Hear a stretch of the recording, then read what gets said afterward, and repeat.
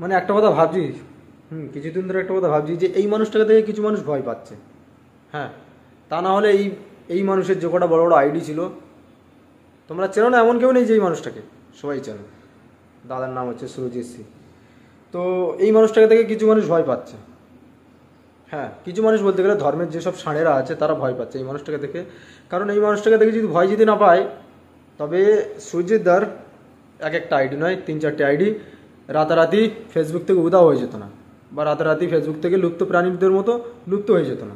তার মানে এখানে বুঝতে হবে যে হয়তো কোনো মানুষ ভয় পাচ্ছে যে এই মানুষটা বা আরেকজন আছে, সে মানুষটা যদি থাকে এই সোশ্যাল মিডিয়ার মাধ্যমে, এই সোশ্যাল মিডিয়াতে, তবে আমাদের হয়তো বিজনেস চলবে না, হয়তো আমাদের দিন শেষ হয়ে যেতে পারে।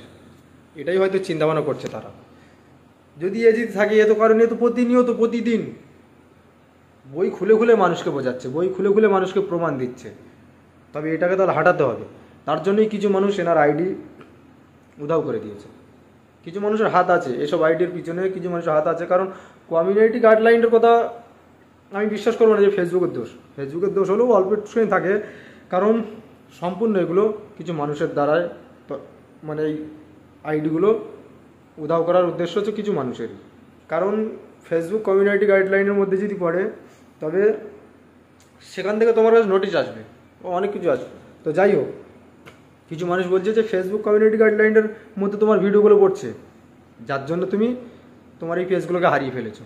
তো যাই হোক, তাদেরকে আমি একটা কথা বলি, ওনারটা মানে উনি সত্যি কথা বলছে বলে আজকের ফেসবুক কমিউনিটি গাইডলাইনের মধ্যে চলে যাচ্ছে।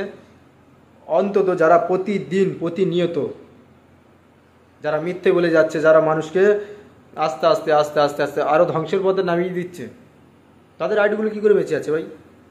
তোমরাই বল। তাদের বছরকে বছর সেই একটা আইডি সারা বছর চলছে। এই ফেসবুক কমিউনিটি গাইডলাইনের মানে বিরুদ্ধে গিয়ে ভিডিওগুলো আপলোড করছে? কখনই না। প্রতিটা ভিডিও দেখবেন যে মানুষকে কিছু সতর্ক করছে বা মানুষকে সতর্ক করার চেষ্টা করছে, মানুষকে সঠিক পথে আনার চেষ্টা করছে নি। অথচ এনারই পেজ উধাও রাতারাতি 3-4টে পেজ, যেগুলো বড় বড় পেজ ছিল। আর যারা মানুষকে ধ্বংসের পথে নিয়ে যাচ্ছে, যারা মানুষকে অন্ধের পথে নিয়ে যাচ্ছে, যারা মানুষকে ভুলভাল বোঝাচ্ছে, যারা দেশ ও দেশের কাজে লাগবে না সেই সব কথা শোনাচ্ছে, তাদের পেজগুলো আজ বছরকে বছর চলে যাচ্ছে। তার মানে এখানে বুঝতে হবে যে এখানে ফেসবুক কমিউনিটি গাইডলাইনের কোনো দোষ নেই। যদি থাকে সেটা হয়তো জানা নেই, কিন্তু 100% আমি গ্যারান্টিতে বলতে পারি যে এইসবের পিছনে কিছু মানুষের হাত আছে। এই যে আইডিগুলো রাতারাতি উধাও করার পিছনে কিছু মানুষের হাত আছে। তারা চাইছে না আজ এই ব্যক্তি এইসব সোশ্যাল মিডিয়ার মাধ্যমে কিছু প্রচার করুক বা কিছু মানুষকে সতর্ক করুক। এটাই হচ্ছে মেন উদ্দেশ্য। তাই বলছি, যারা যারা সত্য তুলে ধরছো ফেসবুক, ইনস্টা, ইউটিউবে, তারা অন্তত একটু সতর্ক হোক। ভিডিওটা যদি ভালো লেগে থাকে প্রচুর প্রচুর মানুষকে শেয়ার করো, কারণ আজকের আমার এই ভিডিওতে শেয়ারের দরকার। তো তোমরা সবাই শেয়ার করো, যে এই মানুষটাকে দেখিয়ে দাও যে এই মানুষটাকে দেখে সবাই ভয় পাচ্ছে। কি অবস্থা!